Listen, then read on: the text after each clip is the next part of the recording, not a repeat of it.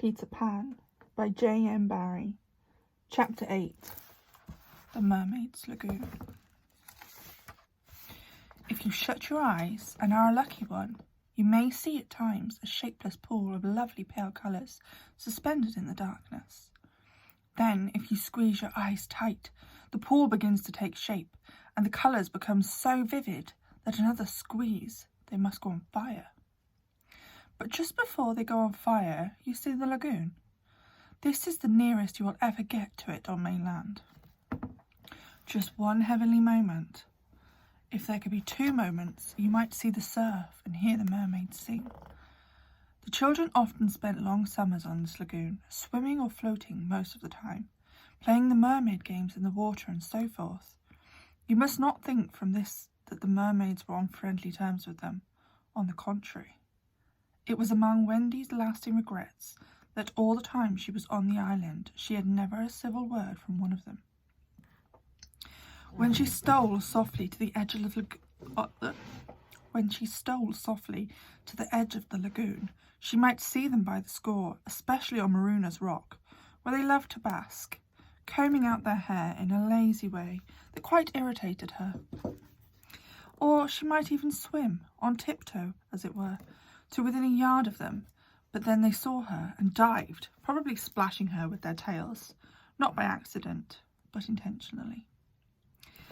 They treated all the boys in the same way, except of course Peter,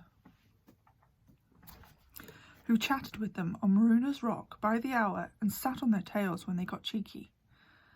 He gave Wendy one of their combs.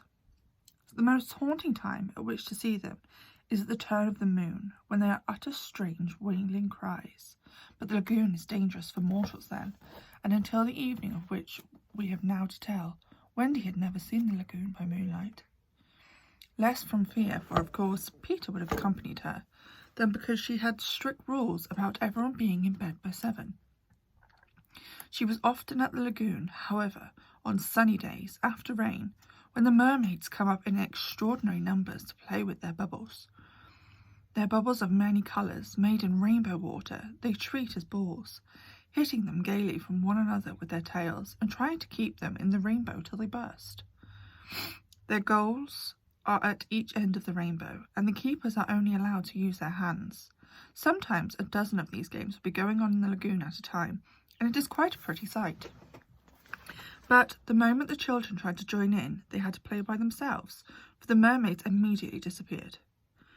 Nevertheless, we have proof that they secretly watched the interlopers, and were not above taking an idea from them, for John introduced a new way of hitting the bubble, with the head instead of the hand, and the mermaids adopted it. This is the one mark that John had left on Neverland. It must also have been rather pretty to see the children resting on a rock for half an hour after their midday meal. Wendy insisted on their doing this, and it had to be a real rest even though the meal was make-believe. So they lay there in the sun, and their bodies glistened in it, and while they sat beside them and looked important. It was one such day, and they were all on Maruna's Rock. The rock was not much larger than their great bed, but of course they all knew how not to take up much room, and they were dozing, or at least lying with their eyes shut, and pinching occasionally when they thought Wendy was not looking. She was very busy stitching. While she stitched, Chain came to a lagoon. Little shivers ran over it, and the sun went away, and the shadows stole across the water, turning it cold. Wendy could no longer see the thread of her needle, and when she looked up, the lagoon that had always hitherto been such a laughing place seemed formidable and unfriendly. It was not, she knew, that night had come, but something as dark as night had come. Worse than that, it had not come dark, but it had sent a shiver through the sea to say that it was coming. What was it? There, crowded upon her, all her stories had been told of Maruna's Rock, so cold, because evil captains put sailors on it and leave them there to drown. They drown when the tide rises, and then it is submerged. Of course, she should have roused the children at once, not merely because of the unknown that was stalking towards them, but because it was no longer good for them to sleep on a rock grown chilly. But she was a young mother, and she did not know this. She thought you simply must stick to your rule about half an hour after the midday meal. So, though fear was upon her, and she longed to hear male voices, she would not waken them. Even when she heard the sound of muffled oars, though her heart was in her mouth, she did not waken them. She stood over them to let them have their sleep. Was it not brave of Wendy? It was well for those boys, then, that there was one among them who could sniff danger even when he was asleep. Peter sprang erect, as wide awake as once as a dog, and with one warning cry he roused the others.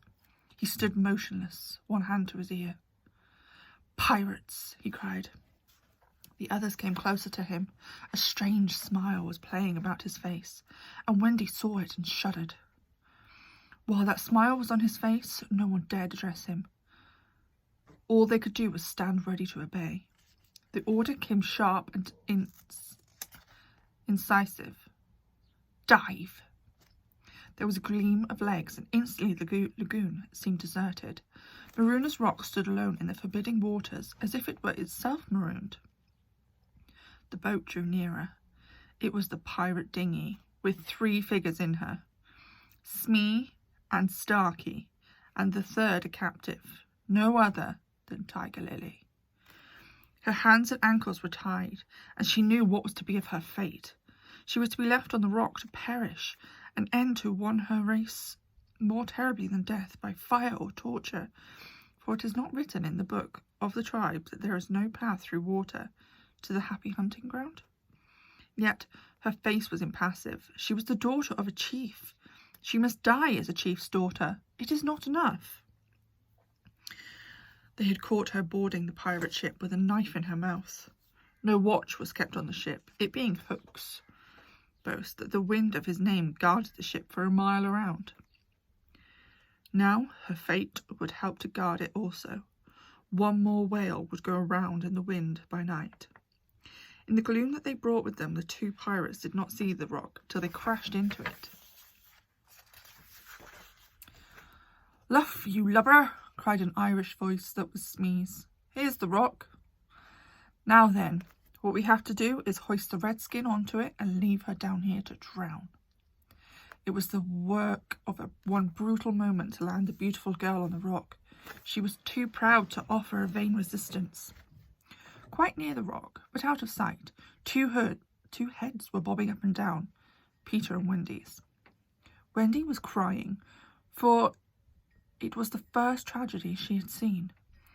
Peter had seen many tragedies, but he had forgotten them all.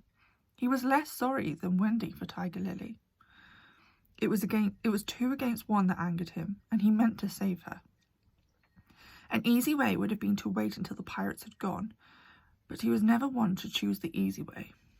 There was almost nothing he could not do, and he now imitated the voice of Hook. "Ahoy there, you lubbers!" he called. It was a marvellous imitation. "The captain!" said the pirates, staring at each other in surprise. "He must be swimming out to us," Starkey said when they had looked for him in vain. "We are putting the redskin on the rock," Smee called out. "Set her free," came the astonishing answer. "Free?" "Yes. Cut her bonds and let her go." "But, Captain—" "At once, d'ye hear?" cried Peter, "or I'll plunge my hook in you." "This is queer," Smee gasped. "Better do what the captain orders," said Starkey nervously. "Aye, aye," Smee said, and he cut Tiger Lily's cords. At once, like an eel, she slid between Starkey's legs into the water. Of course, Wendy was very elated over Peter's cleverness, but she knew that he would be elated also, and very likely crow, and thus betray himself. So at once her hand went out to cover his mouth, but it stayed even in the act, for "Boat ahoy!" rang over the lagoon in Hook's voice, and this time it was not Peter who had spoken. Peter may have been about to crow, but his face puckered in the whistle of surprise again. "Boat aho!" again came the voice. Now Wendy understood. The real Hook was also in the water. He was swimming to the boat, and as his men showed a light to guide him, he soon reached them. In the light of the lantern, Wendy saw his hook rip the boat's sides, She saw his evil swarth face as he rose, dripping from the water and quaking. She would have liked to swim away, but Peter would not budge. He was tingling with life and also top-heavy with conceit. "I am not a wonder. Oh, I am a wonder," he whispered to her. And though she thought so also, she was really glad for the sake of his reputation that no one heard him except herself. He signed to her to listen. The two pirates were very curious to know what had brought their captain to them, but he sat with his head on his hook in a position of profound melancholy.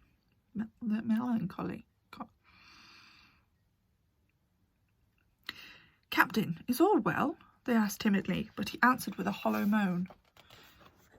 "He sighs," said Smee. "He sighs again," says Starkey. "And yet a third time he sighs," said Smee. Then at last he spoke passionately. "The game's up," he cried. "Those boys have found a mother." Affrighted though she was, Wendy swelled with pride.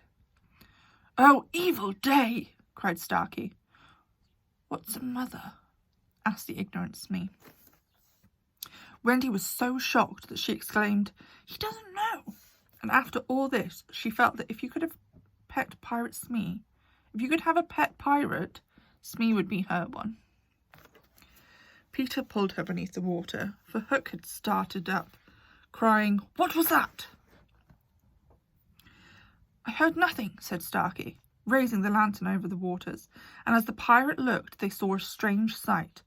It was the nest I have told you of, floating on the lagoon, and the Neverbird was sitting on it. "See," said Hook in answer to Smee's question, "that is a mother. What a lesson! The nest must have fallen into the water, but would the mother desert her eggs? No." There was a break in his voice, and as if for a moment he recalled innocent days when... But he brushed away the weakness with his hook. Smee, much impressed, gazed at the bird as if the nest were borne past, and the more suspicious Starkey said, "If she is a mother, perhaps she is hanging about here to help Peter." Hook winced. "Aye," he said, "that is the fear that haunts me." He was roused from his dejection by Smee's eager voice. "Captain," said Smee, "could we not kidnap these boys, mother, and make her our mother?" It's a princely scheme, cried Hook, and at once it took practical shape in his great brain. "We will seize the children and carry them to the boat. The boys we will make walk the plank, and Wendy shall be our mother." Again, Wendy forgot herself. "Never!" she cried and bobbed. What was that?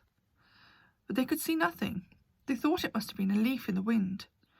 "Do you agree, my bullies?" asked Hook. "There's my hand on it," they both said, and there is my hook. Swear." They all swore, but this time they were on the rock, and suddenly Hook remembered Tiger Lily. "Where's the redskin?" he demanded abruptly. He had a playful humour at moments, and they thought this was one of those moments. "That is all right, Captain," Smee answered complacently. "We let her go." "Let her go?" cried Hook. "'Twas your own orders." The boatswain faltered. "You called over the water to us to let her go," said Starkey. "Brimstone and gall," thundered Hook. "What cozening cheating is going on here?" His face had gone blank with rage, but he saw that they had believed their words, and he was startled. "Lads," he said, shaking a little, "I gave no such orders." "It is passing queer," Smee said, and they all fidgeted uncomfortably.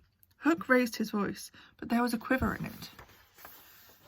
"Spirit that haunts this dark lagoon tonight," he cried, "dost hear me?" Of course, Peter should have kept quiet, but of course he did not. He immediately answered in Hook's voice, "Odd Bob's hammer and tongs, I hear you." In that supreme moment, Hook did not blanch, even at the gills, but Smee and Starkey clung to each other in terror. "Who are you, stranger? Speak," Hook demanded. "I am James Hook," replied the voice. "Captain of the Jolly Roger." "You are not, you are not," Hook cried hoarsely. "Brimstone and gall," the voice retorted. "Say that again and I'll cast anchor in you." Hook tried a more ingratiating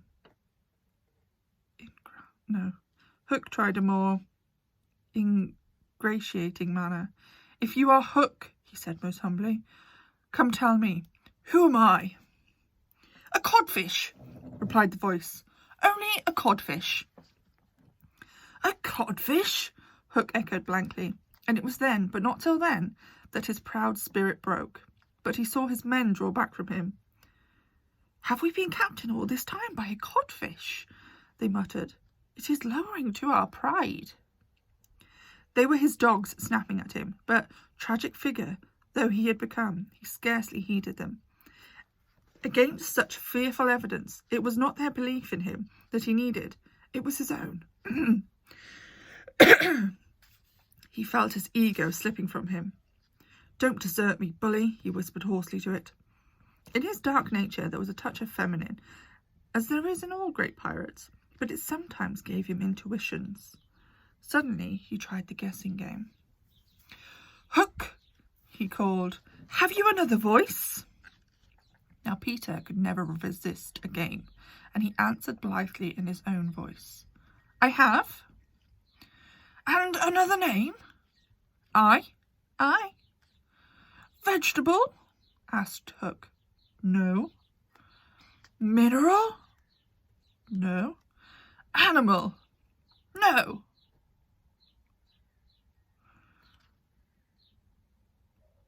"Animal, yes." "Man, no." The answer rang out scornfully. "Boy? Yes." "Ordinary boy?" "No." "Wonderful boy." To Wendy's pain, the answer that rang out this time was yes. "Are you in England?" "No." "Are you here?" "Yes." Hook was completely puzzled. "You ask him some questions," he said to the others, wiping his damp brow. Smee reflected. "I can't think of a thing," he said regretfully. Can't guess," crowed Peter. "Do you give it up?" Of course, in his pride, he was carrying the game too far, and the villains saw their chance. Yes, they answered eagerly. "Well then," he cried, "I am Peter Pan." "Pan!" In a moment, Hook was himself again, and Smee and Starkey were his faithful henchmen. "Now we have him," Hook shouted. "Into the water, Smee. Starkey, mind the boat. Take him dead or alive." He leapt as he spoke, and simultaneously came the voice of Peter. "Are you ready, boys?" Aye," from the various parts of the lagoon. "Then lam into the pirates." The fight was short and sharp. First to draw blood was John, who gallantly climbed into the boat and held Starkey. There was a fierce struggle, in which the cutlass was torn from the pirate's grasp. He wriggled overboard, and John leapt after him. The dinghy drifted away. Here and there a head bobbed up in the water, and there was a flash of steel followed by a cry or a whoop. In the confusion, some struck at their own side. The corkscrew of Smee got Tootles in the fourth rib, and he was himself nicked in turn by Curly.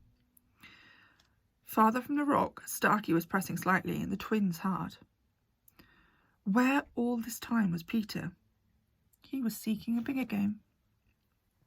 The others were all brave boys, and they must not be blamed for backing from the pirate's captain. His iron claw made a circle of dead water around him, from which they fled like affrighted fishes. But there was one child who did not fear him. There was one prepared to enter that circle. Strangely, it was not in the water that they met.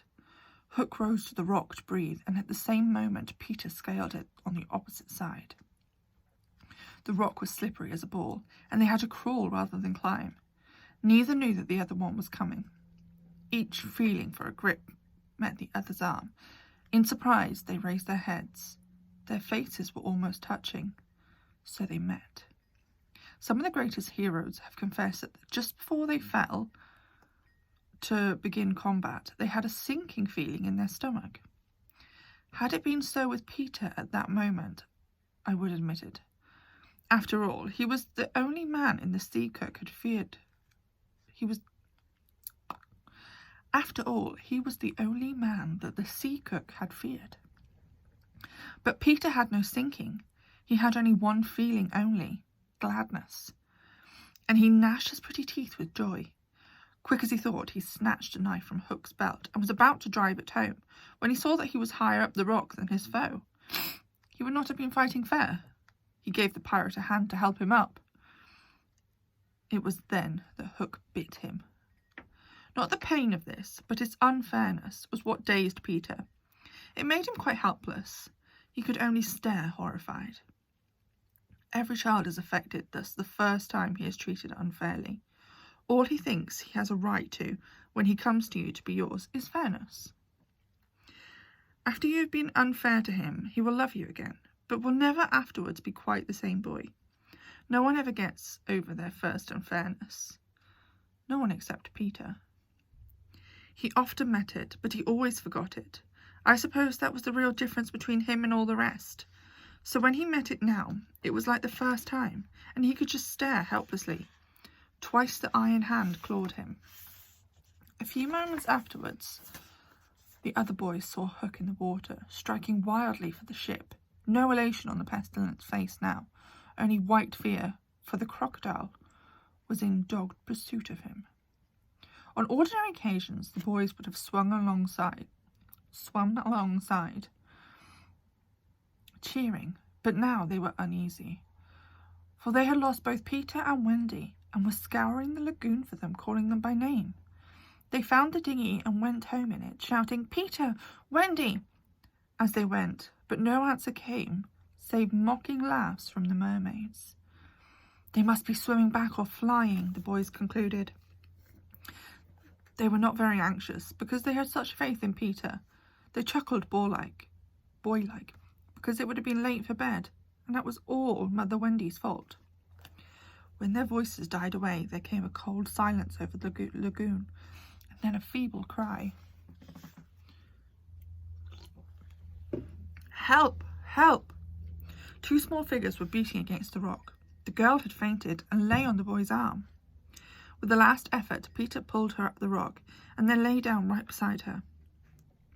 Even as he also fainted, he saw that the water was rising. He knew that they would soon be drowned, but he could do no more. As he lay side by side, a mermaid caught Wendy by the feet and began pulling her softly into the water. Peter, feeling her slip from him, woke with a start, and just in time to draw her back, but he had to tell her the truth. "We are on the rock, Wendy," he said, "but it is growing smaller. Soon the water will be over it."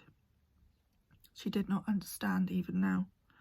"We must go," she said, almost brightly. "Yes," answered Peter. "Shall we swim or fly, Peter?" he had to tell her. "Do you think you could swim or fly as far as the island, Wendy, without my help?" She had to admit she was too tired. He moaned. "What is it?" she asked, anxious about him at once. "I can't help you, Wendy. Hook wounded me. I can neither fly nor swim." "Do you mean we shall both be drowned?" "Look how the water is rising." They put their hands over their eyes to shut it out of sight. They thought they would soon be no more. As they sat thus, something bristled against Peter, as light as a kiss, and stayed there as if saying timidly, "Can I be of any use?" It was the tail of a kite, which Michael had made some days before. It had torn itself out of his hand and floated away. "Michael's kite," Peter said without interest. But the next moment he seized the tail and pulled the kite towards him. "It lifted Michael off the ground," he cried. "Why should it not carry you?" "Both of us." "It can't lift two. Michael and Curly tried." "Let us draw lots," Wendy said bravely. "And you, a lady, never." Already he had tied the tail around her. She clung to him. She refused to go without him, but with a "Goodbye, Wendy," he pushed her from the rock, and in a few minutes she was borne out of sight. Peter was alone on the lagoon. The rock was very small now. Soon it would be submerged. pale rays of light tiptoed across the waters, and by there was to be heard a sound at once that was almost musical and most melancholy in the world, the mermaids calling to the moon. Peter was not quite like other boys, but he was afraid at last. A tremor ran through him, like a shudder passing over the sea. But on the sea, one shudder follows another, till there are hundreds of them. And Peter felt just the one. Next moment, he was standing erect on the rock again, with that smile on his face and a drum beating within him. It was saying, to die would be an awfully big adventure.